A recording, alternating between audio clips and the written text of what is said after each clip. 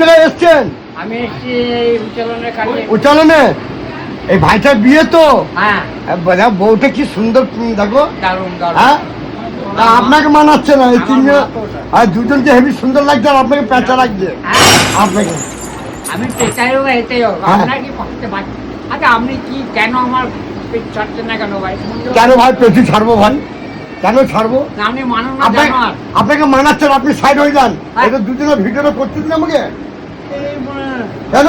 কি বলছিল আপনি? কে আমি ভালো লোক? আমার মুখ খুব খারাপ কিন্তু।